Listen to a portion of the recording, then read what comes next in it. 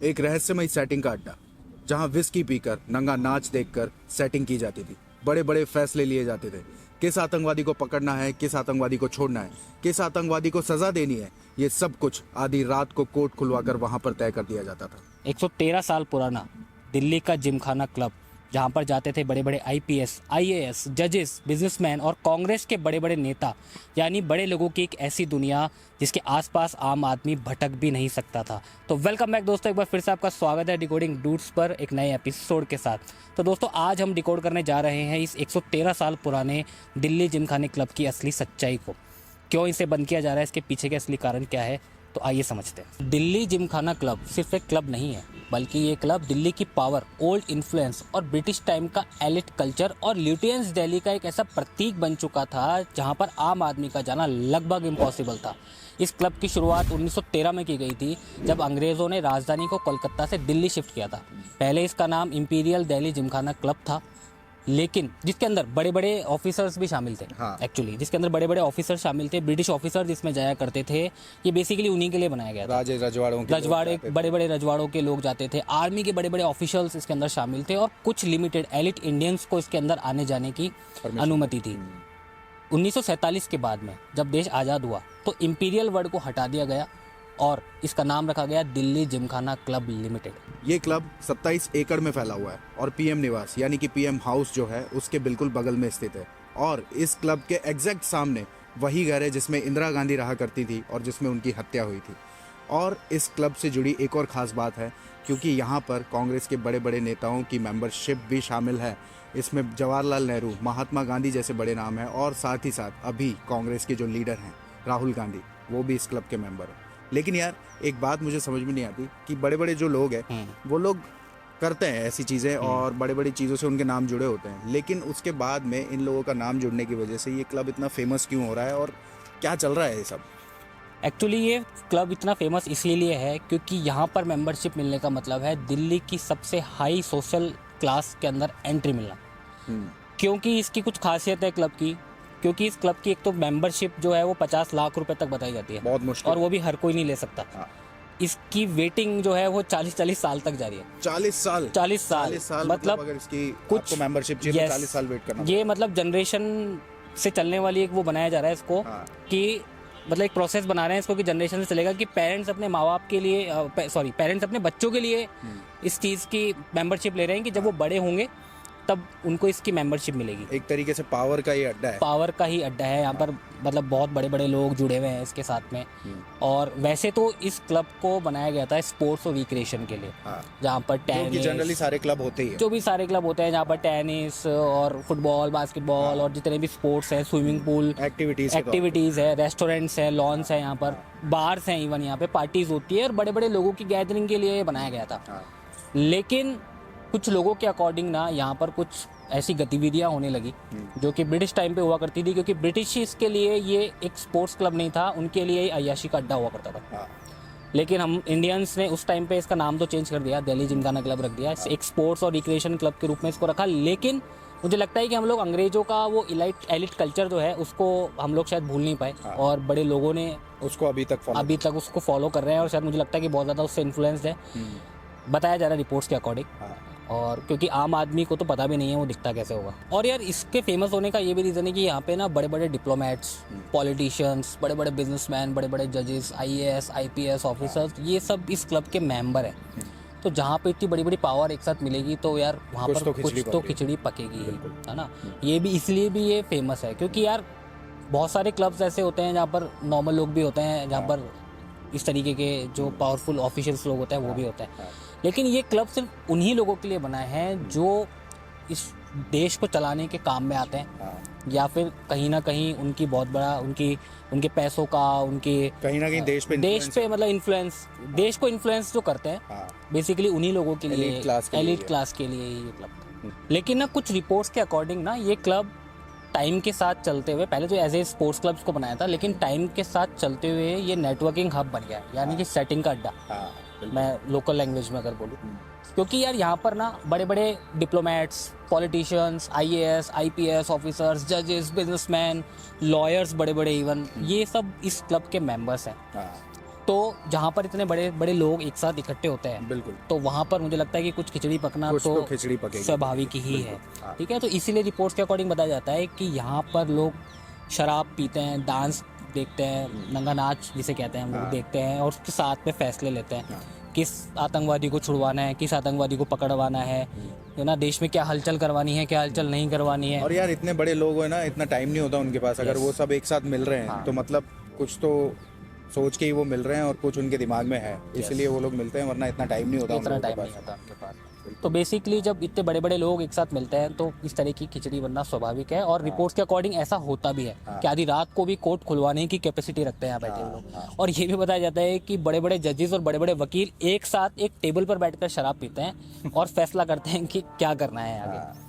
तो मुझे लगता है कि एक बहुत बड़ी बात है, और रिपोर्ट्स के अकॉर्डिंग ये भी बताया जाता है कि बड़े बड़े बिजनेसमैन मिलकर के यहाँ पर अपने डील्स भी करते हैं, और बड़े बड़े रिपोर्टर्स को ब्रेकिंग न्यूज़ या बैठे बैठे मिल जाती है अपनी सेटिंग के थ्रू, अपने नेटवर्क के थ्रू। और किस तरीके से वो लोगों को इन्फ्लुएंस करते हैं अपनी न्यूज़ के थ्रू, अपनी रिपोर्ट्स के थ्रू, वो हम लोगों को आपको बताने की ज़रूरत है नहीं। और यार एक चीज़ ये भी है कि शायद ऐसा सुनने में आता है कि सिर्फ 100 ही लोगों को मेंबरशिप मिलती है एक साल में, बिल्कुल, इस क्लब की। बिल्कुल, क्योंकि इसका जो मेंबरशिप का जो टॉपिक है ना, ये बहुत कंट्रोवर्शियल रहता है हमेशा, क्योंकि इसमें मेंबरशिप मिलती नहीं है जल्दी से किसी को। बेसिकली भारत को चलाने वाले बड़े लोग, यानी कि एलिट क्लास जो होती है ना, वो लोग यहाँ पर आम लोगों की नज़रों से दूर पार्टीज करते हैं और सेटिंग करते हैं और डिसाइड करते हैं कि किस तरीके से आगे चीज़ों को चलाना है, किस तरीके से लोगों को इन्फ्लुएंस करना है, किस तरीके से लोगों को दिमाग में वो चीज़ें डालनी है जिससे उनको फ़ायदा हो सके।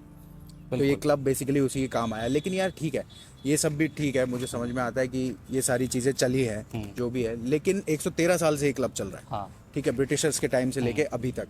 लेकिन ये प्रॉब्लम अभी क्यों स्टार्ट हुई और क्या है इसके पीछे की वजह कि इसको बंद करने की कवायद चल रही है गवर्नमेंट के थ्रू?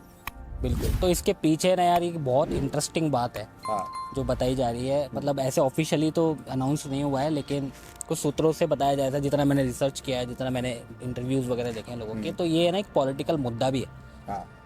तो पहले क्या था कि सब कुछ सही चल रहा था जब तक कांग्रेस की सरकार थी, क्योंकि कांग्रेस के इन्फ्लुएंस से ये क्लब जो है वो इतना, क्योंकि कांग्रेस के काफी बड़े जो लोग हैं उनकी मेंबरशिप सबके ऑलमोस्ट, मतलब कांग्रेस को मेंबरशिप है यहाँ पर आने की, कांग्रेस के सभी नेताओं को। लेकिन प्रॉब्लम तब स्टार्ट हुई जब बीजेपी सत्ता में आई। तो बीजेपी के लीडर्स को, बीजेपी के नेताओं को इस यहाँ पर मेंबरशिप देना इन्होंने बंद कर दिया, मतलब बिल्कुल मना कर दिया इन्होंने कि बीजेपी के लीडर्स को, बीजेपी के नेताओं को यहाँ पर मेंबरशिप नहीं मिलेगी।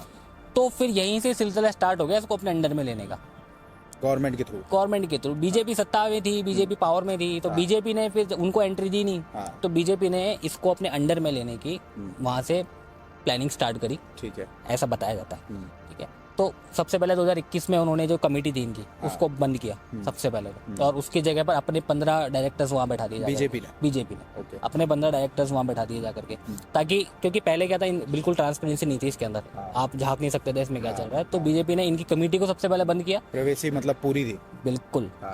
तो इनकी कमेटी को पहले भंग कर दिया, बिल्कुल रद्द कर दिया, और अपने 15 डायरेक्टर वहाँ बैठा दिए, और इसी के साथ में जितनी भी लीगल डॉक्यूमेंटेशन थी उन सब के ऊपर ऑडिट स्टार्ट करवा दी कि ये कहीं कोई लूप होल तो नहीं है, कहीं कोई गलती तो नहीं है, क्योंकि इसी तरीके से ही वो पकड़ सकते थे, और तो कोई रीज़न था नहीं। क्योंकि ये मतलब सत्ता, मतलब सरकार वर्सेस एलिट लोगों की लड़ाई मान लो आप इसको एक तरीके से, मतलब देश के सबसे बड़े बड़े लोग और एक तरफ सरकार, पावरफुल लोगों के बीच में लड़ाई है। बिल्कुल बिल्कुल। और इस क्लब की ना ग्रीन कार्ड की स्कीम भी चलती थी, उसको भी कैंसिल कर दिया बीजेपी सरकार ने। और ऐसा नहीं है कि सरकार कह रही है कि सिर्फ इन्हीं वजहों से इस क्लब को बंद करना है, गलत काम ही हो रहे हैं और गलत फैसले लिए जा रहे हैं। सरकार कह रही है कि और भी कुछ लीगल गड़बड़ियां भी चल रही है इसके अंदर, और भी चीज़ों के अंदर गड़बड़ियां हैं जिसकी वजह से इस क्लब को बंद कर देना चाहिए। जैसे कि एक तो ट्रांसपेरेंसी का बहुत बड़ा इशू है यहाँ पर, मतलब अंदर क्या चल रहा है किसी को कुछ नहीं पता, क्या फैसले लिए जा रहे हैं, क्या नहीं लिए जा रहे हैं, किसी को कुछ पता ही नहीं है। तो ये भी एक रीज़न है कि गवर्नमेंट अपना इन्फ्लुएंस रखना चाहती है इस चीज़ के अंदर कि भाई मेरे को पता तो होना चाहिए एटलीस्ट। फाइनेंशियल इरेगुलेटरीज है इसके अंदर, है ना, और बहुत सारी प्रॉब्लम्स हैं। मेंबरशिप को लेकर के बहुत कंट्रोवर्सी में रहता है कि हर किसी को मेंबरशिप नहीं देंगे, 40 साल वेट करना पड़ेगा, मतलब ये क्या रूल है, 40 साल वेट करना पड़ेगा, और साल में सिर्फ 100 लोगों को मेंबरशिप दे रहे हो। 47 करोड़ का ड्यू भी आई थिंक बाकी है, वो भी चल रहा है। तो इनके क्या है, लीज का भी, वॉल्यूशन का भी इशू चल रहा है, कुछ अनपेड ड्यूज है। तो रिपोर्ट्स के अकॉर्डिंग 47 करोड़ रुपए का ग्राउंड रेंट ड्यू चल रहा है इनका, जो जमीन लीज पे दी हुई है गवर्नमेंट ने, वो लीज ड्यू चल रहा है इनका। मतलब इतने बड़े लोग, एलिट क्लास के लोग, और इतना जिनका इन्फ्लुएंस है पूरे देश के ऊपर, वो लोग ये पे नहीं कर पा रहे। अब ये एक्चुअली समझ नहीं आ रहा कि पे क्लब नहीं कर रहा है हाँ। या फिर पे मेंबर्स नहीं कर रहे हैं। अब क्योंकि मेंबर को तो मेंबरशिप तभी मिलेगी ना जब वो पे करेंगे। जब pay तो मुझे लगता है कि शायद ये क्लब की तरफ से ही कुछ ऐसी इरेगुलरिटीज हैं जिसकी वजह से शायद ये क्लब ही नहीं कर रहा है, मुझे ऐसा लगता है। क्योंकि 50 लाख रुपए एक मेंबर की फीस है, 47 करोड़ रुपए कोई बड़ी बात नहीं है। इतने दुनिया के देश के सबसे बड़े बड़े लोग इस क्लब से जुड़े हुए हैं, तो ये भी एक इशू है। और दूसरा क्या है ना कि गवर्नमेंट क्या चाह रही है अभी, गवर्नमेंट ये भी नहीं बोल रही कि चलो कर रहे हो बंद कर दो। बंद करने के पीछे मेन रीज़न ये बोल रही है गवर्नमेंट कि भाई हमको ये ज़मीन डिफेंस इंफ्रास्ट्रक्चर के लिए चाहिए, क्योंकि एक तो प्राइम लोकेशन पर ये ज़मीन है, बिल्कुल ठीक है। इतनी प्राइम लोकेशन पर 27 एकड़ सिर्फ एक क्लब के लिए सही नहीं है। या तो इसको देश की किसी नेशनल सिक्योरिटी के इसलिए यूज़ करो, है ना। तो मतलब बेसिकली गवर्नमेंट ये कह रही है कि स्ट्रेटेजिक पर्पस के लिए हमको ये ज़मीन चाहिए। हाँ, या तो इसको फिर आप पब्लिक के लिए यूज़ में लो। सिर्फ एक क्लब के लिए, कुछ एलिट लोगों के लिए 27 एकड़ ज़मीन एक्वायर कर रखी है, वो भी ऐसी लोकेशन पर। और दूसरा इन्होंने पीएम की सिक्योरिटी का भी एक रीज़न बताया कि पीएम का जो घर है वो जस्ट बिल्कुल पास टच में है, अड़ा करके ज़मीन है। तो ये भी एक रीज़न है जिसकी वजह से गवर्नमेंट बोल रही है कि इस क्लब को जो है बंद कर देना चाहिए। तो इन्हीं सब मुद्दों के चलते हुए गवर्नमेंट ने बोल दिया भाई 5 जून तक का तुमको टाइम दे रहा हूँ, 5 जून के बाद में तुम इस क्लब को खाली कर देना, नहीं हम बुलडोजर चला देंगे इसके ऊपर। तो ठीक है, क्लब ने तो मतलब गवर्नमेंट ने तो बोल दिया, तो क्लब ने इसके बीच में क्या सफाई दी अपनी? क्लब ने तो कुछ कहा होगा। हाँ, क्लब ने बोला है कि ये सिर्फ एक क्लब नहीं है, ये एक हेरिटेज भी है, एक हेरिटेज क्लब है। तो आप इसको इस तरीके से, एक तो 13 साल पुराना है, तो आप इसको इस तरीके से बंद नहीं कर सकते या डिस्ट्रॉय नहीं कर सकते। बड़े बड़े लोगों ने भी ये बात बोली है कि हमारा सेकंड होम है। जो एलिट मेंबर्स हैं उन्होंने बोला है कि ये सिर्फ एक क्लब नहीं है, ये हमारे लिए एक सेकंड होम है। जो रिटायर्ड आईपीएस आईएएस ऑफिसर है जो पहले सर्विस में थे, उन्होंने भी ये बोला है कि भाई पूरी दुनिया तो हेरिटेज क्लब बना रही है और इंडिया जो है वो अपनी हेरिटेज लेगेसी को ही खत्म करने में लगा हुआ है। तो इस तरीके की बातें वहाँ से उठ करके सामने आई हैं। और अभी क्लब ने आई थिंक हाई कोर्ट में भी चैलेंज कर दिया है। हाँ, अभी क्लब ने चैलेंज कर दिया है हाई कोर्ट के अंदर। तो वो क्या है उसके बारे में थोड़ा सा? हाँ, तो क्लब ने हाई कोर्ट में चैलेंज कर दिया है बस, क्योंकि इधर से गवर्नमेंट ने प्रेशर बनाया। तो क्लब ने बोला कि भाई आप इस तरीके से नहीं कर सकते हो, आप लीगल तरीके से ही इविक्शन करो इसका। तो गवर्नमेंट ने कहा कि हाँ ठीक है, लीगल तरीके से होना चाहिए, इसमें कोई दिक्कत नहीं है। तो गवर्नमेंट भी यही चाहती है कि भाई लीगल तरीके से सुलटाना हो जाए।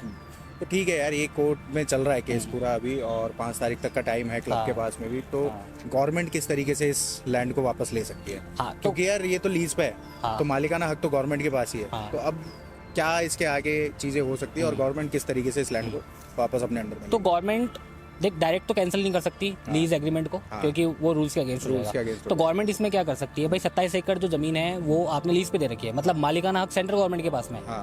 तो अगर गवर्नमेंट ये साबित कर दे किसी भी तरीके से कोर्ट के अंदर कि क्लब ने किसी भी तरीके का लीज के रूल्स का उल्लंघन किया है या लीज का वायलेशन किया है, तब जाकर के ये एक नियम निकल करके आता है कि जो मालिकाना हक है जिसके पास में, वो इस लीज के एग्रीमेंट को कैंसिल कर सकता है। ये अधिकार सेंट्रल गवर्नमेंट के पास में है लीज को कैंसिल करने का। तो अगर ऐसा हो जाता है तो गवर्नमेंट जो है वो लीज को कैंसिल कर सकती है और वहां से उस क्लब को खाली करना पड़ेगा। तो ये पॉसिबिलिटीज़ हैं ऐसा, क्योंकि ये लीज टर्मिनेशन और पब्लिक प्रॉपर्टी रिक्लेमिनेशन के दायरे के अंदर आता है लॉज के अंदर। तो ये सिनेरियो अगर बनता है, गवर्नमेंट ऐसा करती है, तो वो हो सकता है कि केस जीत जाए और जो क्लब है उसकी मेंबरशिप उनको छोड़नी पड़े या क्लब जो लीज पे ले रखा है उसको बंद करना पड़े। तो अभी तक इस पे कोई फैसला तो आया? अभी तक कोई फैसला नहीं आया, कोर्ट में बैटल जारी है। जैसे जो अपडेट आता है हम लोग आप लोगों को अपडेट दे देंगे। तो आई होप आप लोग समझ पाए होंगे कि दिल्ली जिमखाना क्लब क्या है, बनाया किस लिए था, यूज़ किस लिए होने लगा। तो मुझे लगता है कि ठीक है, आम आदमी को तो पहले भी फर्क नहीं पड़ा था, लेकिन अगर कुछ गलत फैसले वहाँ हो रहे थे तो मुझे लगता है कि हाँ बंद हो जाना चाहिए। और चाहे आपसी रंजिश हो, राजनीतिक रंजिश हो या कुछ भी हो, हम लोगों को इससे मतलब नहीं है, पर इससे लोगों का नुकसान नहीं होना चाहिए बेसिकली आती है। तो दोस्तों आज की वीडियो में बस इतना ही। चैनल को सब्सक्राइब कर लो, वीडियो को लाइक कर लो, सोचते रहो, दिमाग लगाते रहो, सवाल करते रहो। हमें डिकोडिंग डूड्स मिलते हैं अगले एपिसोड में, तब तक के लिए जय हिंद।